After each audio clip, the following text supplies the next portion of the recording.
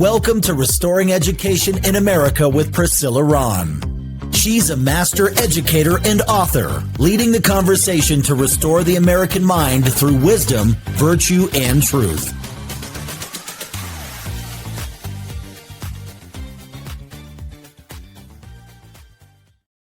Well, hello, everybody. Welcome to Restoring Education in America. I'm your host, Priscilla Ron, and I'm so excited that you decided to join the conversation today. You know, there's so much going on in the education landscape, and sometimes I cannot believe the things that I see in the news. Recently, a student a cappella group at Kent State University called Vocal Intensity a cappella reportedly implemented a policy restricting certain solo audition opportunities to people of color, with members saying this was to avoid cultural appropriation.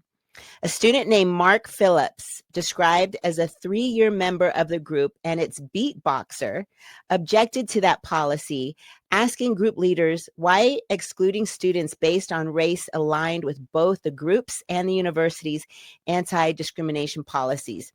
We need to talk about it. And here to talk with me is my dear friend, the Honorable Stephanie Hancock. Hi, Stephanie. Hi, Priscilla. I'm so excited to be here. Thank you for inviting me. Well, you're one of my BFFs, and you were the perfect person for me to bounce this off of. But before we get into the conversation, I'm going to share your bio with the listeners.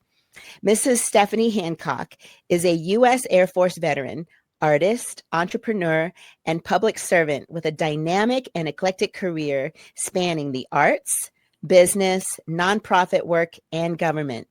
Her artistic journey began with the famed U.S. Air Force Tops in Blue and Air Force Band, and she has since become a longtime presence in the Aurora community theater scene, working as both a performer and director with multiple theater companies. A jazz record recording artist, Stephanie has released several CDs, including This Happy Madness, a collection of classic jazz standards. In 2015, she co-founded 5280 Artist Co-op, a collaborative platform created to showcase and elevate local Aurora talent across disciplines, including music, theater, poetry, writing, and fine arts. She is a 2023 graduate of Leadership Program of the Rockies. Stephanie is a wife, mother, and grandmother.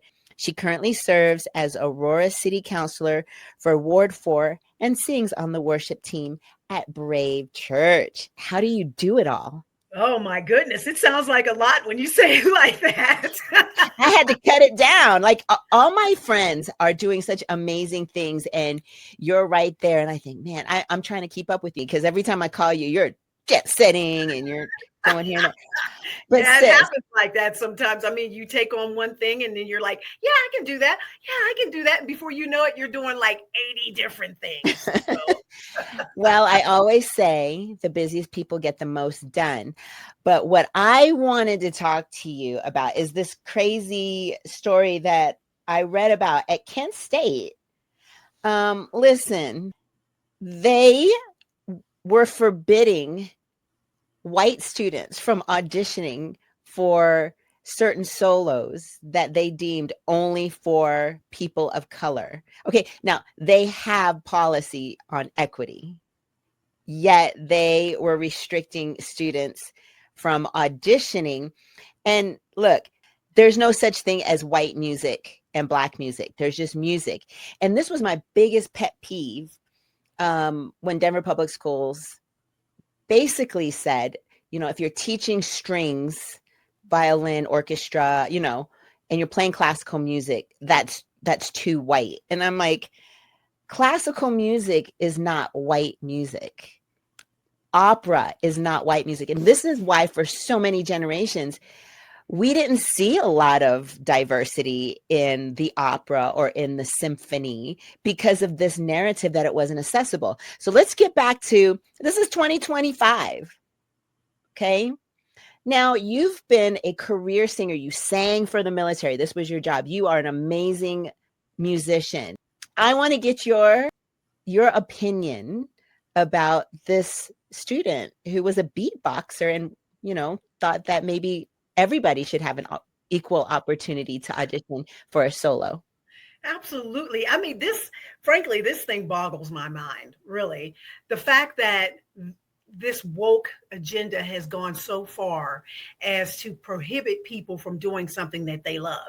I know some white beatboxers that can really handle a beat. I can't do it to save my life. It is not something that just because you're Black, you automatically can do it. And just because you're white, you can't.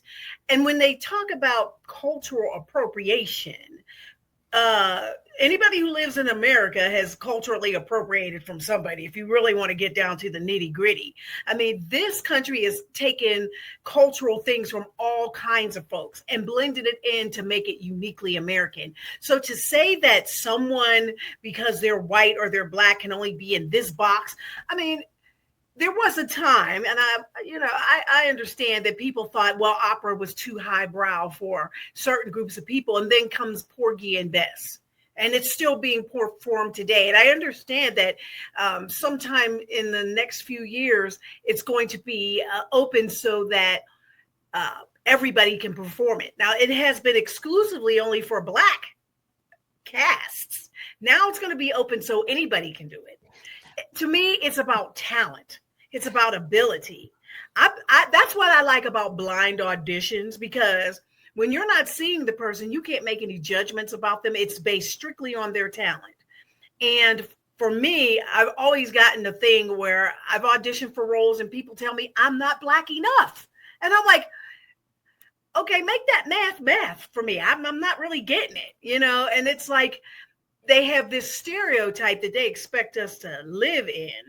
And when we don't fit it, it kind of messes up the narrative that they have in their head, which I think is totally unfair. I applaud this student standing up saying, this is actually discrimination, what you're doing here. Where's the DEI? Where's the equity and inclusion here? This is totally wrong. And I'm glad that he stood up for himself. So you know what happened when he went. So the student's name is Mark Phillips. Is he Black? No, but he's a beatboxer. No, but he looks cool, because I looked him up. I looked him up on Instagram, and he looks pretty cool. He looks like a really cool guy. Been involved in the music ensemble, and his Instagram is he's like, I'm a student, I'm a working man. My major is communications journalism and a minor in theater performance. As for work, I'm a chemical specialist at Clean Express Auto Wash. So he's hardworking. Okay. He's working while he's going to college. He's passionate about literature, theater, and other creative art forms. And he says, I have been known for my intense work ethic and ability to work excessive hours to assure I can meet my needs and pursue my goals in life. And while he's doing this, Stephanie, he's saying, excuse me, it kind of reminds me of Frederick Douglass, where he was holding the government accountable for their words in the Constitution. It's like, you said this is what you stand for. Now stand for it, right? So he's saying to the university, you have this equity policy, and I love singing, and I see that you're only allowing people with a certain skin color. I mean, you're darker than me. So, I mean, if you're not Black enough, then definitely I'm not Black enough. Okay. So only Black people can audition for a solo. It has nothing to do with meritocracy. It has nothing to do with soul. You know what it reminds me of, Steph, is my husband. I remember the first time I saw Darren come out on a stage with his saxophone, and the whole band was Black. Okay. The drummer, the bass player, everybody was Black. And then here comes Darren, the only white guy on the stage. And I remember thinking, what's he going to do with that saxophone? I don't see how he's in the mix here. And I prejudged him until he started playing his saxophone. And you've heard him play. Like, yeah. That man has soul coming out of his DNA. Okay. Yes, indeed. So here's what he said. I fully respect concerns about authenticity, but I also believe that whoever gives the strongest performance should be given the chance, Phillips wrote in the email. Art, music, and culture are meant to be shared and celebrated, not gatekept. And then he goes on to say, what I really want is for people to bring common sense back and stop pretending that people of color are oppressed in this country. I want people to realize that we are meant to celebrate what we have in common instead of dividing and fighting over our differences. And so when he talked to the university, Stephanie, they put him like on probation because he dared to push back on what is a racist policy. Now, how fair is that, Stephanie? That is insane. That is insane. They've just gone too far. From my perspective, it is. I think we'd be having a different conversation if a Black student said the same thing. There have been things that me on city council I've been able to say to people that I could get away with because of the mindset that people have. Like, this is the box you're in, brown person, and this is the box you're in, not brown person. And for me, it's insulting to me as an individual. It's insulting, particularly from an artistic perspective, to my talent and my ability. I should be able to step up to the plate and do exactly what is required. Now, if you're looking at the stage picture as a director, I'm looking at the stage picture and I want to see what, how it's going to line up and how it's going to look from the vision that I have in my mind. And I don't pick you because you're not fitting the exact character stage picture that I want. That's one thing. But to tell me en masse because I happen to be a certain skin color that I don't even get a chance to audition, that's crazy.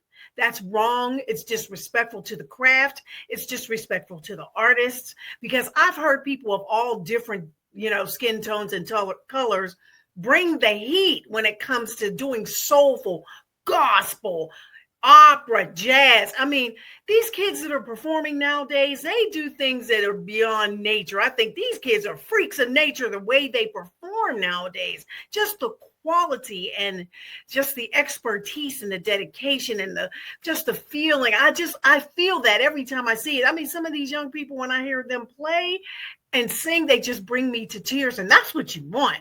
Well, isn't that what we're isn't that what we're supposed to be teaching as music educators, that music is what touches you, and there's all these different genres, and it shouldn't matter the style, because we can flip the script, like I said earlier, where you have a young Black student who picks up a cello or a double bass and goes to a school of the arts and then auditions and ends up playing in a symphony. The first time you go to a symphony and you hear that sound, how does it not touch you anyway?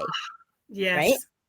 Right. So when I see that the university accused the student, Mr. Phillips, of violating the university's anti-discrimination policy, they accused him of violating the policy and placed him on probation, preparing him for disciplinary process.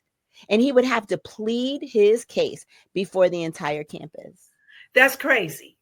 It's discrimination on its face. He's challenging, and I applaud this young man for challenging this discriminatory policy, because it flies in the face of the very thing that the school's supposed to stand for. And for them to go after this student and be punitive, I don't even have words to express how backwards and crazy this is. I think the pendulum has just swung too far with this diversity, equity, and inclusion thing. I don't think it serves us or helps us. They're putting people in categories saying, okay, because you look this way, you're not only in the perpetual underclass, but you don't have the ability or the talent or the virtue or any of the things to participate in society, which does not do us any good. And we all as a society are less as a result. Listen, we are not a monolith. Not all Black people can play basketball. Not all Black people got the ability to keep a steady beat. I know a few. Not all Black people can sing a solo. All right. So I don't know where in the minds of the university I don't know if it was the university or probably like the ensemble, the head of the ensemble, the vocal intensity. So how many Black students do they have in this vocal intensity group right now? I mean, that is a great question. But Stephanie, gospel is the only style of music that Black people know how to sing. Don't you know that? Like, we can't sing anything else. We can only sing gospel and jazz. Those are the only two things that we're able to sing. And so that's a safe space. And so therefore, we cannot allow anybody else to come into our space and try to perform the music stylistically better or more in tune or anything like that. We cannot do that. Well, I think Leontine Price would beg to differ. One of the finest sopranos that ever took the stage in the opera world. And, really, when you think about gospel, just the word gospel is good news. Good news. When we think about it from a theological perspective, gospel should not be relegated to a sound. We are telling the good news of Jesus Christ through the song. You don't have to do a bunch of runs and a bunch of high notes and a bunch of screaming and hollering to get the gospel out. I've heard the most soul-touching songs that are just simple and quiet and, really promote the good news of Jesus Christ and that we are touched and changed by it. So for someone to say this is how it's supposed to sound, I frankly, I'm insulted by that as well. I feel like we need to call CeCe Winan so she can do a masterclass on exactly what you just said. And I think it's just the perpetuation of a stereotype of who we are as a community. I mean, we've got to stop prejudging people by ethnic race. Okay. We just need to stop doing that, especially in an institution of higher learning. And I think the government really needs to investigate this scenario. And here's what's sad, Stephanie. We're talking about a young man who loves music, is in this elite ensemble. He's chastised, put on probation. He says in this article, the eagerness to twist my words shows a lack of honesty and critical thought. He added, denying opportunities based on skin color is discrimination by definition. And you know what he ended up doing, Stephanie? Rather than sit here and fight with the university, he quit the ensemble. Which diminishes that group. It would diminish that group because music is music is the place where all things are equal to me. If you have the talent and ability, you can sit in and you can play. You can sing, you can play your instrument. I mean, it's an opportunity for all of us to express ourselves in a way. Now, jazz offers a lot of freedom. You can go sideways and do lots of improvisation. And for people to think that that's an easy thing to do, it is not. It is not. There are people who practice their whole life and still can't improvise, the way like Ella Fitzgerald or like Sarah Vaughan. I just think it's so wrong that we put people in these boxes and we tell them, this is where we want you to stay. So stay here and don't move out of it. Mm-hmm. It's wrong. Mm-hmm. And we diminish everyone by doing that. If you're just tuning in, my guest today is the Honorable Stephanie Hancock. She is a city councilwoman, but she is an amazing singer. And we're just having a great, we're BFFs. So you're getting to be a little bit of a fly on the wall on pretty much how all of our conversations sound when we're talking. It's like, can you believe this? I cannot believe this has been my experience and what we're seeing in the world. And it's 2025. We're getting ready to go into 2026. And there's still policymakers who do not understand anti-discrimination. So here's another quote from Mark Phillips. My only crime was advocating for equality for everyone, regardless of skin color, Phillips said. I raised a valid concern, discussed the definition of discrimination, and held a mirror up to what they were doing. In their eyes, anti-white discrimination is okay, but challenging that precedent isn't. And he just named it. He's like, you can be racist against white people. That's okay. And that's just lunacy. That's lunacy. It's hypocrisy. And it is racism. It is racism. And people, they've gone so nuts with this DEI woke stuff that it doesn't even make any sense anymore. It is just, like you said earlier, meritocracy. Let the best person with the best skills get the job. Period. End of discussion. You're not doing me a favor as a Black person by giving me a role that I didn't earn or deserve. Because then I start to think that every role that I get is something I deserve because of the way I look.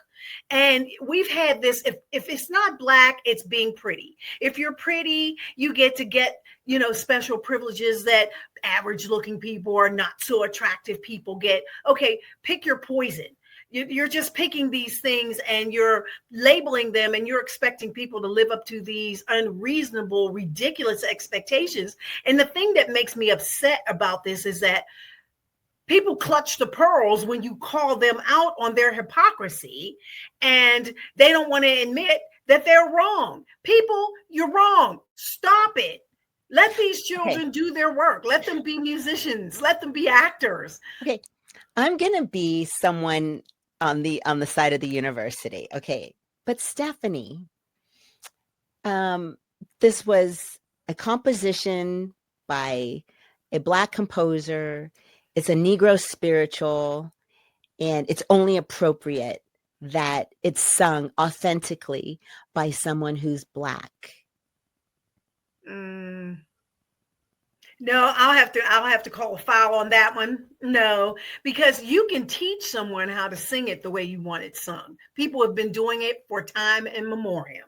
I think back when my mom was a kid, there was a song, Splish Splash, I was taking a bath, all about a Saturday night. It was by Bobby Dylan. Everybody thought he was Black until they saw him, and they freaked out. Another one, even more common, Bobby Caldwell. What you won't do for love. I thought he was Black because the first time I saw his album cover, he was in silhouette, and I just knew he was Black. And then when I saw him, I was like, well, we'll just close the book on that one, because the man had soul all the way down to his baby toe.